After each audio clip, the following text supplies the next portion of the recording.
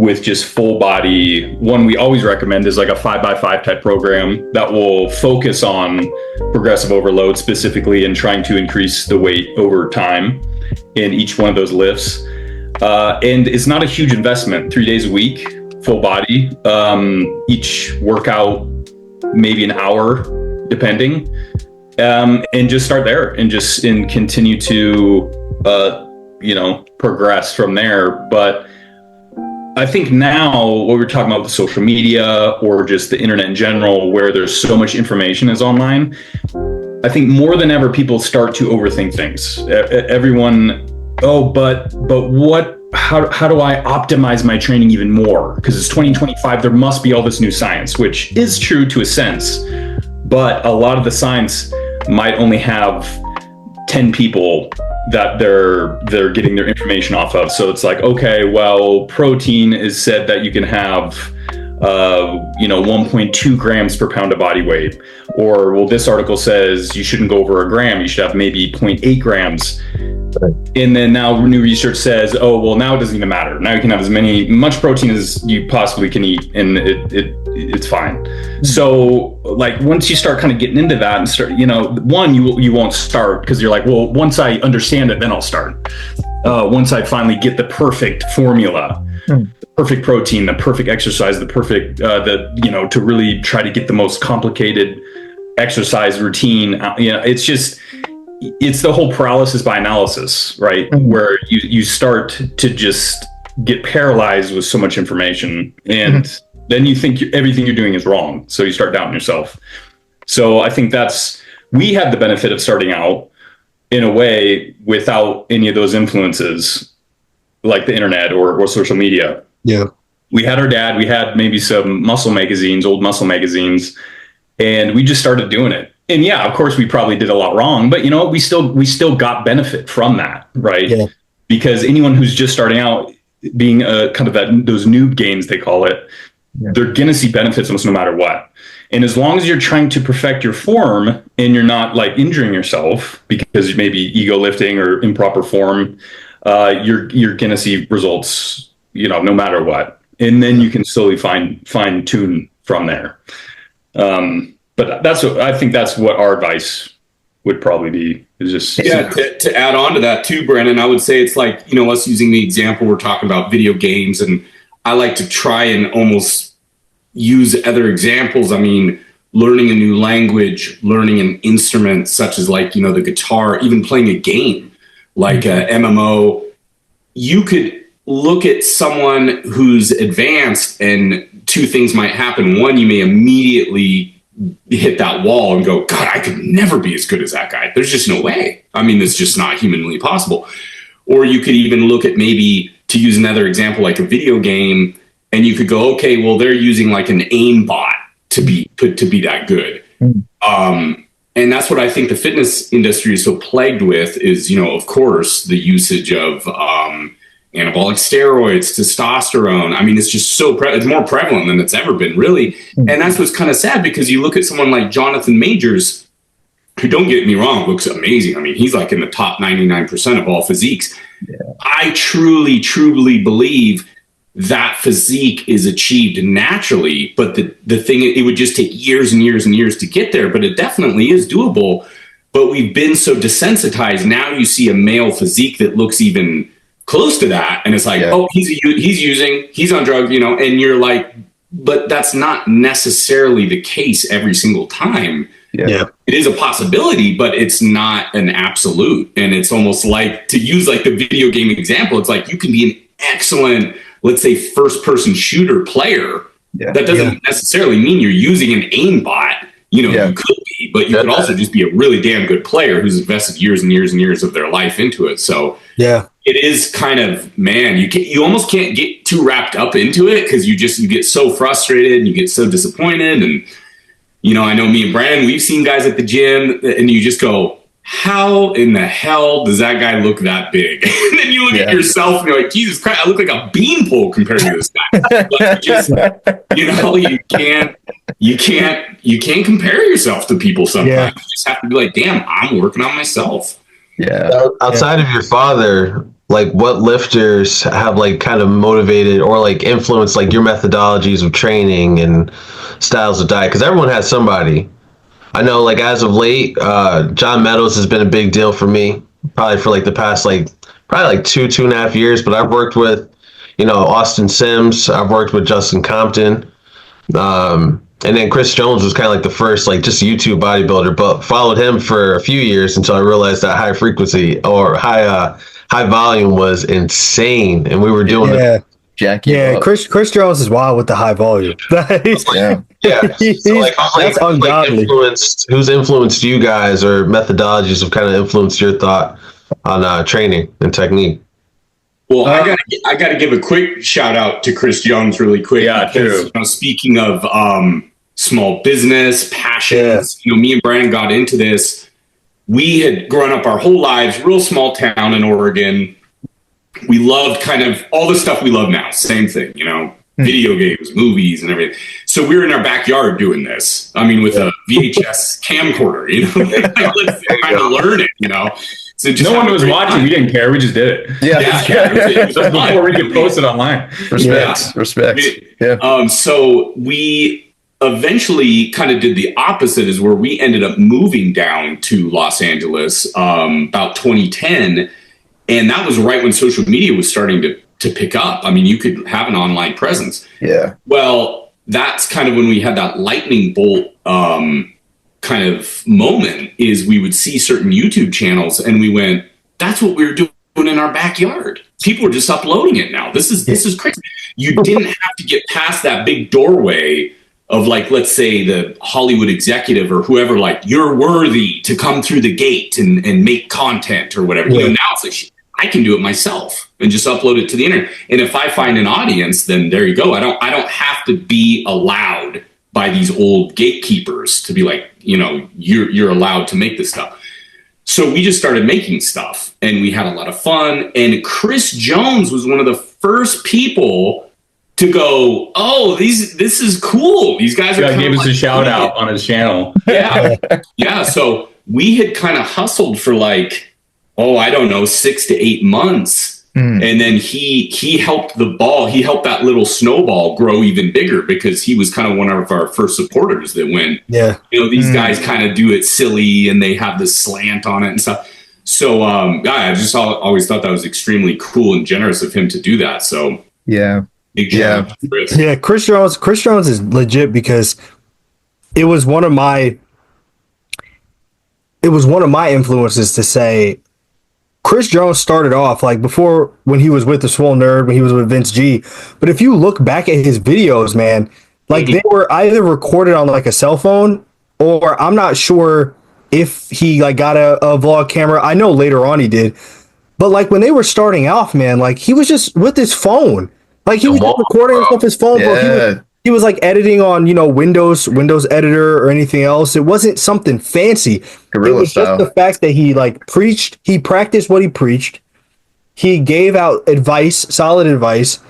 And he would, when he said he was helping people, like that's what he did. And he was entertaining and people will watch him. And it's like, I feel like people hold themselves back the same way you were explaining about like fitness, or like, hey, that guy's enhanced or anything else. Our mind like limits what we think we can do because of what we see. And today you see everybody posting with filters, you see them with all types of cool editing back and forth. And it's like, my man, he still has people watching him and doing everything else, and he's just recording and talking about himself or like showing his exercises, and then he'll vlog with his family. And I think that's what people like to see.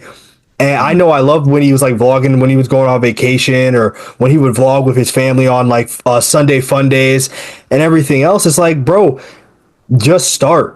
And just like you said about training, like just start. Don't hold yourself back, because if you keep thinking about what could go wrong, you're never going to see what could go right. And that's one of the things I've been trying to do in terms of like working out again after PT. And following a good base diet and everything else. It's like I can sit and think, well, I'll start on Monday, or like I'll start when I'm better with PT, but there's still so much more I could do. I could hit cardio, I could do legs, I could get my steps in, I could eat better food. I don't have to just do this one thing. And holding ourselves back from doing things because we think we don't have enough is that I feel like it's the thing that destroys people who could have been like that high, you know?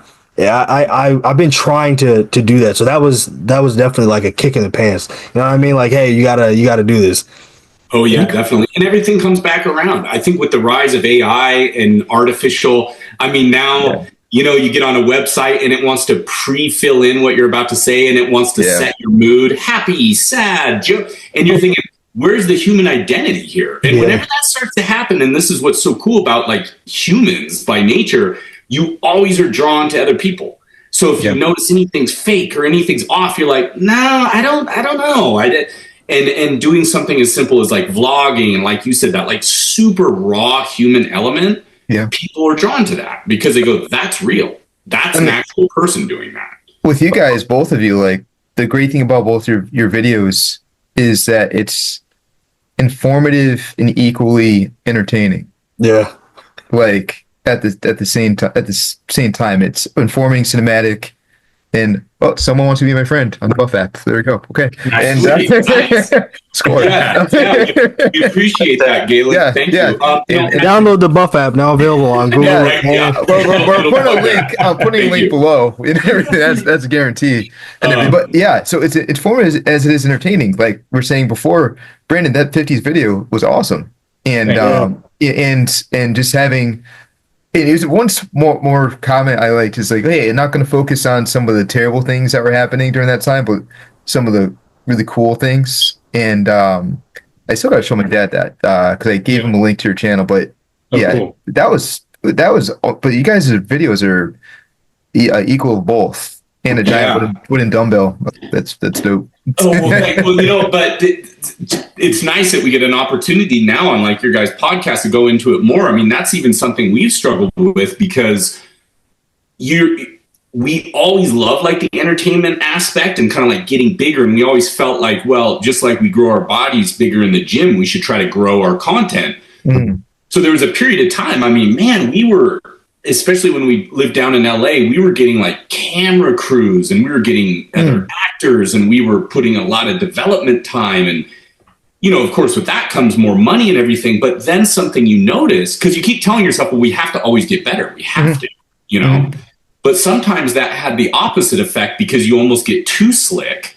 And then people go, oh, wait, what is this? Is this? Yeah, we'd have comments like, "Oh, I miss the time when you're just in your grungy kitchen, making like cardboard tasting pancakes or something." which is what everyone made fun of us for in the beginning. They're like, "Where do you guys live?" Jesus.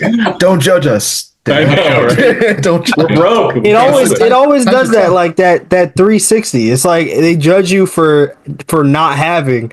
Yeah. But then you get, and they're like judging you for having. They're like, hey, well, we kind of like that raw feeling from you guys. Like, you guys grew too much. You're too Hollywood now. Yeah. Back in the day, it was like, man, you guys need to like buff up, like clean up your kitchen, like put this together. You know what I mean? It's always somebody who's saying something. Yeah. But it's like at the end of the day, your content shows to like how you guys are, and how you guys are is like helping people. Of course, everything is monetary in our world. Yeah. And of course, if you're making a living, you're producing content, people want to train and have things, then you have to make money from this. But at the same time, there's so much free value that you guys give. People don't even have to do that. Like, y'all give so much free advice, people could just go on and be like, oh, well, I'm just going to follow what he said. I'm just going to do this. And they'll be fine. But it's the fact that people actually want to buy from you guys, which proves to a testament of you wanting to help. Because, of course, you can promote your app, you can promote whatever. But if you guys, people come to you guys, they see your channel, they see you guys are cool, down to earth, whatever. And they're just like, hey, we like these guys. They're giving out free, they're helping with practical free advice. Yeah, that's why, they want to stay. You get those people who kind of like shove everything down your throat, always trying to sell. Yeah. The next like latest and greatest thing, but that's not from what you guys have, which is cool to see. Especially now when everybody monetize everything. It's like you'll see somebody on social media and they have like a Twitch stream. From the Twitch stream, they have like Facebook, Instagram, Twitter, MySpace. Yeah, AOL Messenger. They've got their Discord channel. Friendster. They've got their everything, and it's So like my first question is, how do they do it? yeah, that's what I'm saying. Like they have to have somebody like handling their stuff because they have so many things, but each thing is like monetized.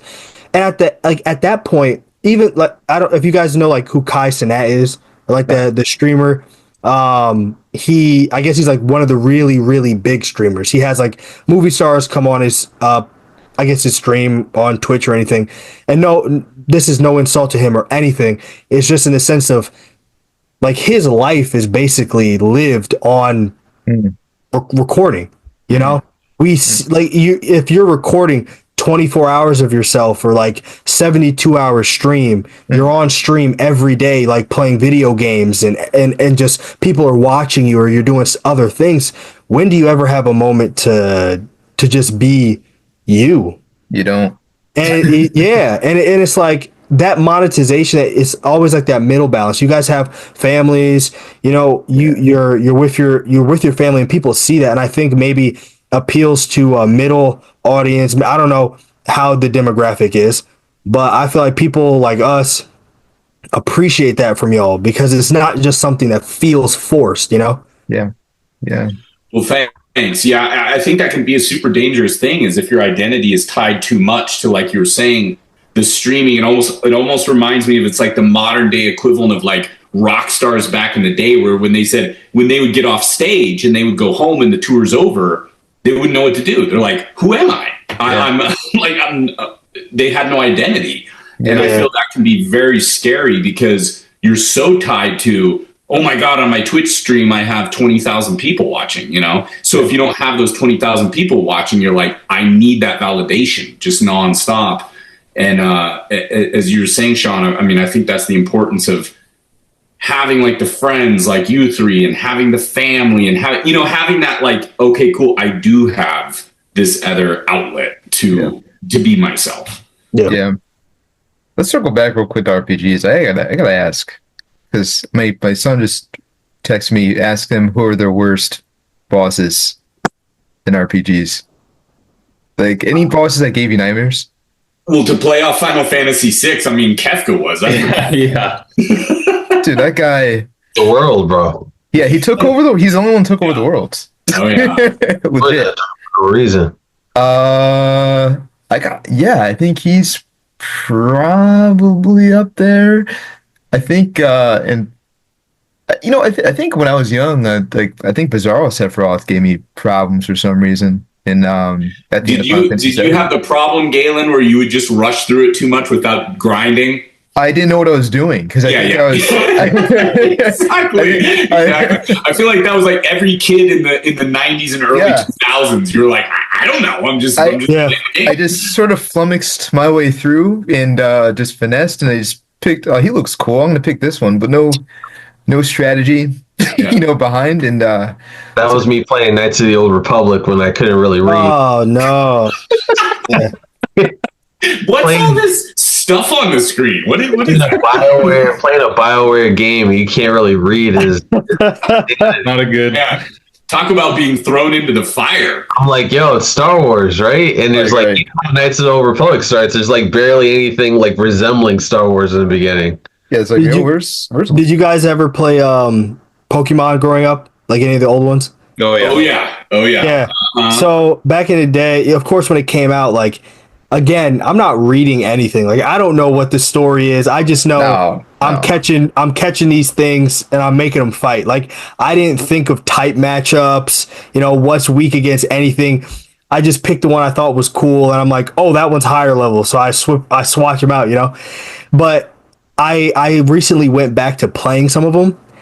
And I was like, yo, what's this story? Like, I didn't even remember what was happening. You don't even know. Or like the fact that they kind of like are linear, where some of the stories kind of like coincide with Pokemon, was it Crystal, Gold and Silver, Crystal, or even Red and Blue, how like the main characters are in all like newer games so that you can battle them because there's like a whole linear story of who's the protagonist. I was like, I didn't know this. I just grabbed a Pokemon. I would force feed them rare candies to get them like so high, and then they wouldn't listen to me. So I'd buff them up with steroids, and then I'm just like, okay, I'm gonna go to this this gym. Yo, I go to battle. It's like Charizard won't listen to you. He turns away. I'm like, yo, why won't he listen? Sean, you were Michael Vick before Michael Vick was a thing. Like abusing animals. Evolve, damn you! Evolve! Like shoving candy down their throat. Yo, You're gonna take this. You're gonna take it, or you're gonna. That's what I'm saying, yo. You remember the what was it? You could get it from GameStop, and you could plug it into your system. The action replay or Game Shark. Yeah, or you could like get the hacks. You remember that? I would get the hack and give myself like 99 Master Balls, 100 rare candies. Yeah, I'm just chugging them in. My Pokemon's like level 100. I was doing some shady stuff. Yeah, because like I'm a kid. I don't care. I'm just like, oh, I want to have a good time. I want to kill this thing. I'm not thinking, hey, you know what? The grind is worth it. And then of course, you're growing up and you're playing other games. Like, have you guys ever played Ghost of Tsushima? I wanted to. I know of it, but if you guys like RPGs, it's not like not turn-based or anything. Yeah, it's not turn-based or anything, but Ghost of Tsushima, if you take like a break to play whatever, it's a beautiful game. Yeah. And it's just like the story, everything behind it, like the way you play, it's really good. So like learning from that too, I was like, man, you know what? I gotta appreciate the grind, because when that game was over, I was like depressed. I'm like, man, I can't believe it's over. It was such a good time, you know. That's when you know it's a good game. Yeah, you're actually that. It sucks that you beat it. You know what though? Like I think I felt that way, and when I finished, when I actually knew what I was doing with Final Fantasy VII, and then I moved on to 8 through 10 after that. And then 8 was, I don't think I ever revisited Final Fantasy 8 because that was rough. At least I thought it was rough. And 9 was great. 10 was great. And I don't think I played one until like, well, yeah, me and Austin, but we destroyed 15. Final Fantasy 15 was dope because that reminded me of like me, you and Sean in the car or something like that. But like, oh, okay, you like that one with Noctis? Yeah. That game was tight, but I've yet to play any of the new, or I think they had one more after that, but they do, yeah. I don't know. I can't be bothered at this point and everything. But Final Fantasy 16 was good. It was good. Nah, I haven't touched it. Maybe, but no, I need my retros. You know, so Final Fantasy 6, Chrono Trigger, Secret of Mana,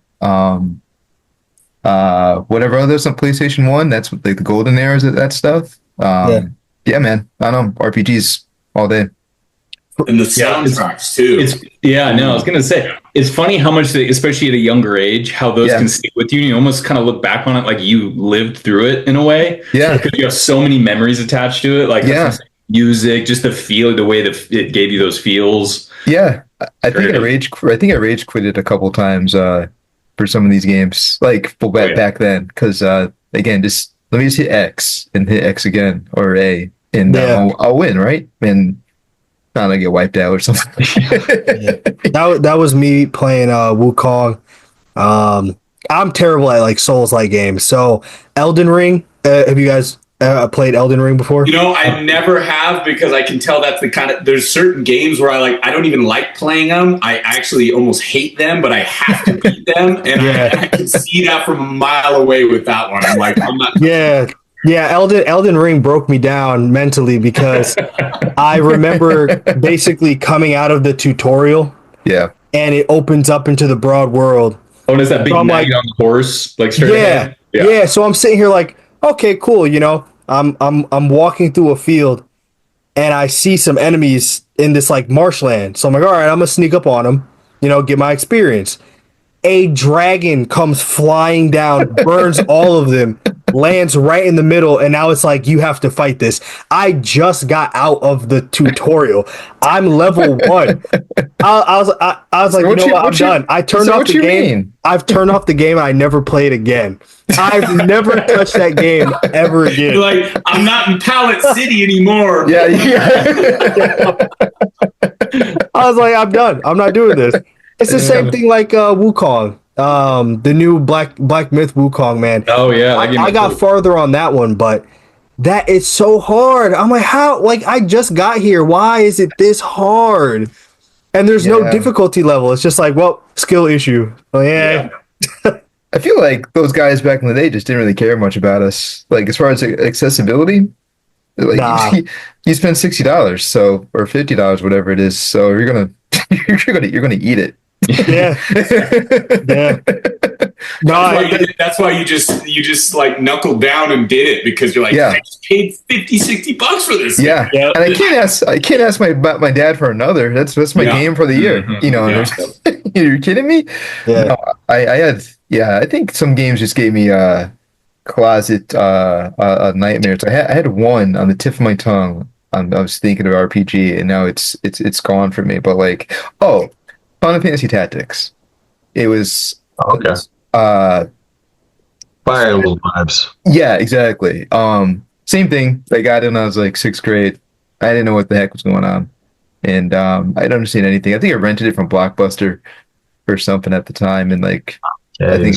Yeah, remember you could rent games from Blockbuster? Kingdom Hearts was my junk, yo. Kingdom Hearts was good. Yeah. Hearts is my junk. Talk about a nightmare. Go back to, what was it, Hercules spot, and you fight. Oh, stop. Sephiroth. Yeah. What? It's funny because anybody who's played through Final Fantasy and the old Final Fantasy 7, you got to fight Sephiroth and everything else. And then you're playing Kingdom Hearts and Sephiroth shows up. I'm like, why are you here? Can't you leave me alone? This is my game. Yeah, that's what I'm saying. I'm like, why are you here? Why? Like, what? You already ruined my life in 7. You killed Aerith. You did all this stuff. You destroyed me, and now you're here in this Disney pseudo anime game. Like, why are you here? I was fine with that. I didn't like it. And the GameStop employees like, oh, that Sean guy's back. I was fine with that. I didn't like it. What do you mean you didn't like Aerith? Okay, I like Tifa more than Aerith, but like, how can you like? What's the hate about Aerith? What'd she do? Yeah, that's a good question. That's what I'm saying. Yeah, you're just hating to hate. I probably am. She's a respectable lady, but apparently she's got to watch her back and everything. She had it coming. Yeah, her receipt. It got cashed. Dang, man. So my man dropped in from the ceiling, and that's kind of cold in the back. Just thinking about it. The original stabbed her with a 6-foot-long sword, and not a drop of blood, by the way. Just pointing that out there. And that's so hurtful. Like, he didn't have to do that. You know what I mean? out of everybody he could have killed, he didn't have to kill Aerith. Yeah, you couldn't kill that giant stuffed animal. I mean, the you know what? Cat. Whatever. I'm not arguing about this because then I'm gonna get my feelings again. You call me a bard, anyway. No, you know what? I got one last go around question before we wrap it up. And I actually wrote the question down, and I thought it'd be kind of fun for round robin style. This is a serious one. This is a really cool question. Okay. I was thinking about this for a minute, and all right. So you're at the gym, and we'll go around the room. You're at the gym. You need a spotter. You can pick one MCU character to spot you, or a fictional character in any movie. Or actually, let's do both. One MCU or any fictional, non-fictional person to spot you. What kind of criteria is that, bro? That's anybody in the history of forever? Yeah. Sheesh. So I could pick like King Solomon. Like Tyler Durden said, you can pick like Abe Lincoln to fight in Fight Club. So same difference. All right. Austin, you up? Wow. Yeah. You gotta set the standards right in, man. I got to think. This is like Knights of the Old Republic all over again. First question in history that's ever been written down. Yeah, for our show. I know you quoted. Wow. Okay, so one MCU character or one fictional character or non-fictional character. Or both. I don't. I guess just anybody then. Yeah, actually, it's like that question when you're a little kid, like times infinity. You have all the powers when you're a little kid. Marvel character. I don't know. I'll say Spider-Man. You stole mine. Oh, come on. Well, I had 30 seconds to come up with something. And fictional character. Yeah, that's like not real life. Godzilla, bro. That'd be pretty. Oh, legit. Like two little thing. Like Who did you say? I say Godzilla. Bro. You know I'm gonna say Godzilla, man. He's gonna say Godzilla. I was going to say that because that background just too cool. I would like to see the gym you would need to be in to have Godzilla. Yeah. That's how much weight Austin lifts. He'd need Godzilla. You turn around. He's just looking up. He's like, all right, I got this for 2 reps. Yeah.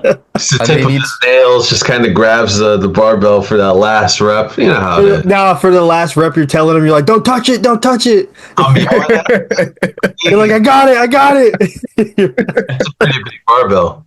I can't. No, I gotta go off topic just for a sec. We'll stay on topic slightly, but Austin, were you also a big fan of like the Toho, like the old? Oh, you know it, bro. Oh yeah, you know it, bro. Yeah, my dad. You know what? My dad put me on a million. Yeah. So my dad put me on to a lot of crap. My dad was always in the backyard lifting. Yeah. And I picked that up definitely a lot later than he would have liked, because he definitely would have loved to train with me a lot more when I was younger. But lifting, and then he put me on to Toho, all that stuff. He put on 2 most important things. Yeah, that's why, monsters and weights, bro. Monsters and muscles. Man. Weights make monsters, right? So legit. Yeah, man, that's always been my thing, bro. Yeah. Trademark that. Monsters and muscles. Trademark that. Oh, monsters and muscles. That'll be the hashtag algorithm by the time I get this edited. So we in there. There you go. Sean. For Marvel, I gotta give a shout out to my Marvel rivals. So I'm gonna say my boy Jeff the Land Shark.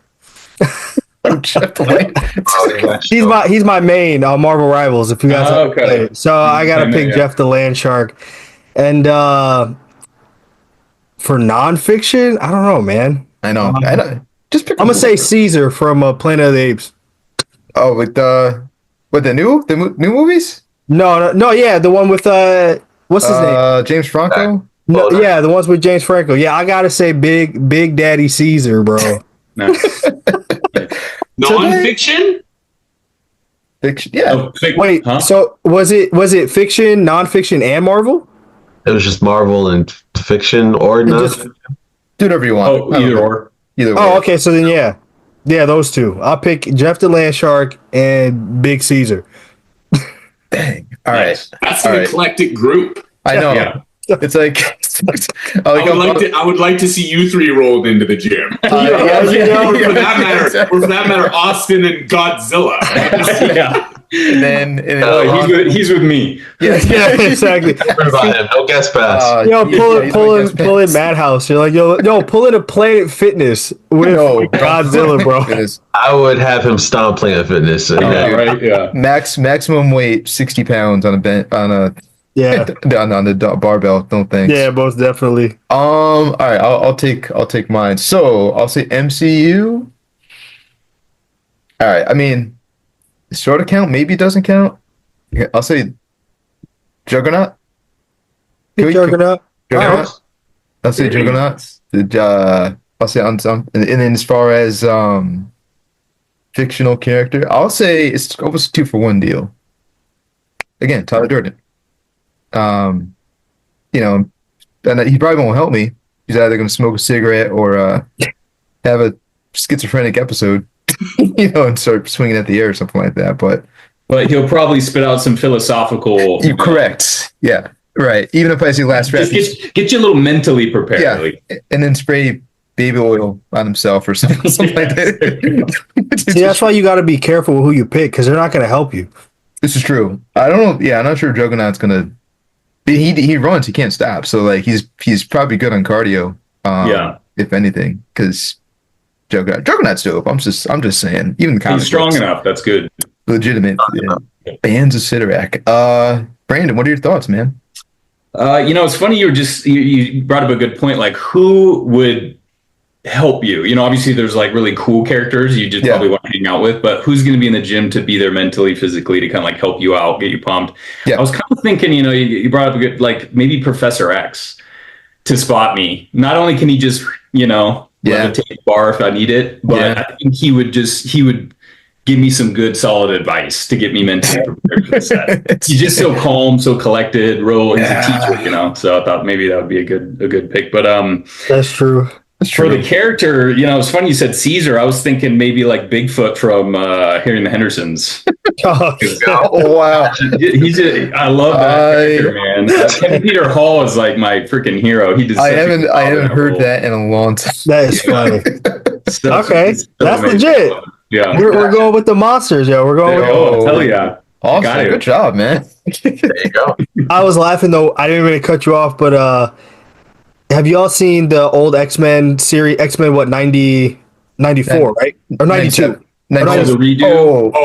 The original? The original. Yeah. Do you remember when Professor X was doing the gymnastic stuff and he flung himself off the bar and landed in his seat? He did? Like, he's got gains, bro. Like, he was literally handstanding on the thing doing push-up swinging, and he flung himself in his seat. Oh man, I forget that, but there you go. He's gonna be in there with you, like doing pull-ups. I love that. That show. I mean, now you got me on. I still love that show. Yeah, I watched the new one, the '97. Finished that. I can't wait for season 2. As far as that, and if you don't watch it, you really should.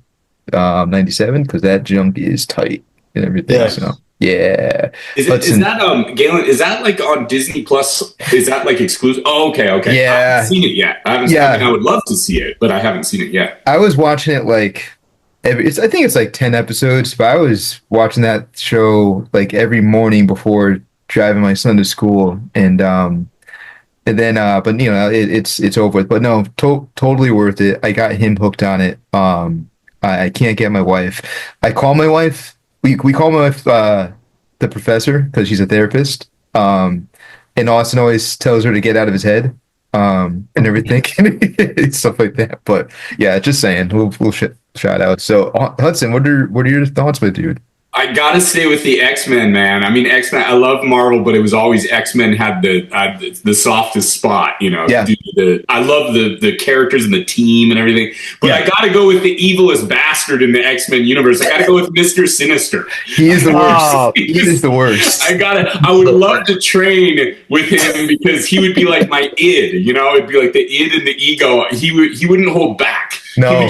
He would rip the gym apart. Anyone who gives us like the evil eye, he would just, Yeah, I got to say that's been Hudson's favorite character. Really? At least bad kind of guy, evil guy since I can remember. Yeah. Mr. Sinister He is the wild. worst. Like, Who was that? It was the oh man, speaking of the old episodes, it was the one where they went to the and I'm going to lose the name of it right now. It was like the Forgotten Lands, I believe. the Savage Lands. Savage Lands. That's Is that what Professor X can walk too? Right? Yeah, it was it was like Jurassic Park, pretty much. Mhm. Exactly. Yeah. And it blew my mind as a kid, because you had like Magneto was on their side. Yeah. And I'm like, oh my God, Magneto has to be on their side. And again, the Mr. Sinister was just such a like unabashedly just evil little bastard. I'm like, who is this guy? He looks like his ass Satan. kicked, and he just kept coming back. Yeah, he looks like Satan to me. Like he does look like legit. He does. That's funny. So that would be Gym Buddy number 1. I know I'd have a good time with him in some capacity. And then I guess for the other character, I'd have to go with the DC with Batman. Because he's the only dude with without a superpower. Legit. So I always pick his brain. I always go back to You got both. You got both sides a little bit. That's true. You got good. That's true. got good and evil in there. I mean, Yeah. I'd have Batman to save me from Mr. Sinister. Just in case Mr. Sinister gets out of control. right. Right after they said, Mr. Sinister's like, nah, you could do one more, starts pushing it down. Yeah. Batman's like puts his hand on him, like, yo, relax. Yeah. I don't think so. Yeah, exactly. Yeah. With the whole cowl. Like he shows up with like a full on tank top, shorts. Batman but he wears still it's has just the the mask, so it's just the mask Yeah, and everything for else. sure. The cowl where he can't move his neck. So Yeah. All right. like this place everywhere. So I'll tell you a story that legit happened. When Avengers 1 came out, what was that, 2012 or 13? Theater was sold out, and everyone's super hyped and just waiting. So then me and my buddies got separated, just because of the seats. And so we're like, okay, just sit where you can buy tickets. So I'm sitting with another buddy of mine, and they showed the trailer for Dark Knight Rises, and then this kid walks in, full on Batman costume, and he had about 200 people in the audience like booing him because he's walking up, double fingers, and he's walking up, and somehow he gets into it with a friend of mine, another buddy of mine, and they get into a fight, a legit fist fight. Oh, wow. Justin, Austin. Oh boy.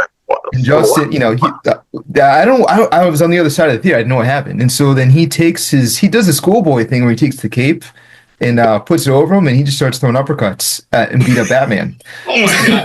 Talk about an experience to remember forever. I'll never forget. Everyone's like, is this part of the what is going on? Like you remember that time Justin beat up Batman? Yeah, he smoked him, and And that's how we met Christian Bale. Yeah. Okay. After The Machinist, that's when he went hardcore. Yeah. So he beat up Batman, and then the security and I think police came to,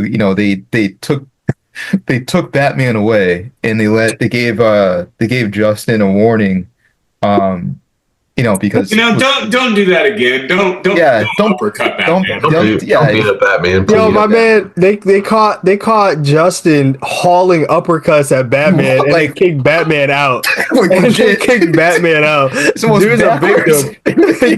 They're like, hey, this Batman dude had it coming. I mean, he's in the Avengers theater. Like, get him out of here. And people gave him a round of applause, like as the police took him away. It was unbelievable. And I don't know. Anyway, so that's just my soapbox. The moral of the story is, if Batman comes into your theater, beat him up. Yeah. Don't hold back, man. Don't give him the advantage or the edge. Just go up and beat him up immediately. Don't give him time to prep. Yeah, don't prep time. If Justin gave him like 3 more minutes, it would have been done. Like he would have been on the ground. Yeah. He's the world's greatest detective. He was like scanning the scene, Yes. I can't beat this guy. But I saw, speaking of Batman, not to keep you any longer, but it's just funny. There's a guy who was like, you have 2 choices. You have to fight Batman once a week forever. So 1 time a week, you have to fight him. Or you have to fight the Powerpuff Girls every day. I was like, if you don't pick Batman, you're crazy, because the Powerpuff Girls literally cracked people's skulls open for no reason. Like they beat up Mojo Jojo for stuff that they thought he would do in the future. Like they didn't even care. Batman, at least if you get fought with Batman. No. I'm sorry. Batman was, you have to fight him once a month. The Powerpuff Girls was, you have to fight him once a week. So at least you can heal up in the time of a month. And Batman's not going to kill you, but like you're going to be broken. Yeah. But the Powerpuff Girls are going to kill you. Like you can get jumped by 3 like mini Supermen. Yeah. I got Batman all the way on that one. Yeah, I'll probably get washed and everything. I know what I'll be having nightmares about tonight. Yeah. I'll just go. I have kids. Or I have 8 kids. Galen's like, I've been there, man. Come on. You wouldn't hit a guy with glasses, would you? Yeah. Jack Nicholson style. Right. Hey, listen, but let's just say in like 10 years, you may be able to hit Batman once, or like counter, because imagine fighting him every month. Yeah. For like 10 years, like you start training, Like maybe you you'll get be good able to after like, a while. That's you know what I mean? for Like sure. after a while, you're gonna like learn his movements. Yeah. And all you got to do is bring up his parents, and that's gonna, Yeah. Yeah. And then you rip the cape over his head, And then you the just uppercut. start- Uppercuts, I'm and you telling just you. start That's his doing best. We know his weakness now. Thank you. I know they got Two-Face got it all wrong, and Bane had a little secret. Bane had a little secret, That's true. He but just broke his back. So I mean, yeah, it broke his back and everything. That movie is actually what got me started to lifting. Seeing Tom Oh, Hardy yeah. as That Bane. was the summer of Bane, man. Yeah, Yeah. Every gym goer, if you were a male and you went to, it was like Bane. that's what happened to me. It was that, and also another Tom Hardy was Warrior. Him in Tom Hardy and Warrior was bro. crazy. excellent. That movie was so crazy. So that Dude was all traps. He Yeah. looked like Austin. Like Austin's just traps, man. I mean, that's what I. Dude Also, was just- literally walking around. yeah, Like, Trapzilla. yeah. Also just that's the old me and washed up. Also just shrugs off his problems and everything. yo, I'm There telling you you, I remember seeing that movie and I was like, bro, this dude, like every time he walked, like you could see the separation of his trap, like every time. Mess was crazy. I was in my bedroom grabbing like the 15-pound dumbbells. I'm like trying to shrug every time, trying to hold it, man. It never worked. No, It no, never worked. that movie. No. Well, we're not gonna keep her friends Yeah. any longer and everything. Hey, we want to give you the floor to promote. We're gonna two things real quick. We're gonna leave a link to their channel. I mean, if you guys are really serious, any of our viewers, as far as getting in shape, for the new year, please download the app and also please support the Buff Dudes channel, Brandon and Hudson. They have some amazing, informative, entertaining content. So, please, we're going to leave a link and everything in the channel. And just to, get in shape and stay healthy. You don't have to get jacked. At least have a healthy lifestyle. And they're nerds just like us. So that's super cool too and everything. So anyway, the floor to the two of you guys, please promote, link, anything. Oh no, we appreciate it, Galen. I mean, you did a better job than we ever could. So we thank you for having us on. I mean, like you said, it's fun to be able to just, talk about this kind of stuff for an hour or two. And I think that's what's good. I mean, that was a big reason why we even started our channel, is there doesn't have to be like this preconceived notion of maybe like there was 10 or 20 years ago of like the gym goer, as much as we kind of enjoy sometimes too, that old dungeon gym, with that certain type of people. I mean, I think anyone can do it. And I think if you have a love of a lot of different things, it just translates. Yeah. Most definitely. Could agree more. Yeah, no, legit. No, well, like I said, we appreciate the love. And also hit that little like, hit that subscribe for the YouTube algorithm and everything on top of that. We're at 1,180 subscribers. And maybe after this, hell yeah. Hey, maybe after this, we'll get to 100,000 so we can start monetizing this. 1,000 is crazy. Hey, Yeah, that jump is high. I appreciate it though. That's 1,100. The subscribers we do have, man. We got to first of all just thank everybody who has been subscribing. I thought we legit. did a long time ago. Yeah, like how hyped we got when we got 1,000. No, where? I remember when we got 100, bro. We're hyped. So to everyone that's watching, everyone that has been supporting, we thank you guys. Seriously. Yeah. Likewise, and leave a silly little comment down below, Yeah, and then do 10 reps after that too. Yeah. Hey, leave a silly comment and do 10 reps. For every comment you guys leave, Galen will do 20 push-ups. Yeah. Wrap that up quick. Okay. Or you know what? Go. Hey, and for 30, Sean will dress up as a bard in the next episode. I'll do it. I'll do it straight up. I got the hat and everything. Yeah. And, I got a flute. I got a flute and everything. I got it. And Austin, you'll Don't wrap me up in this. all right. Don't get Austin involved, man. Austin's got to do some shrugs, right? Yeah. Austin, About these traps. For 40, Austin will start shrugging and everything. So, The whole episode. Jeez. yeah, just shrug the entire episode. That'd be great. 20 minutes straight and everything. Thank you guys for coming up. Yeah, thank you. Yes, thank you again. One love, everyone. We'll see you next episode, everyone. All right. Peace. And we'll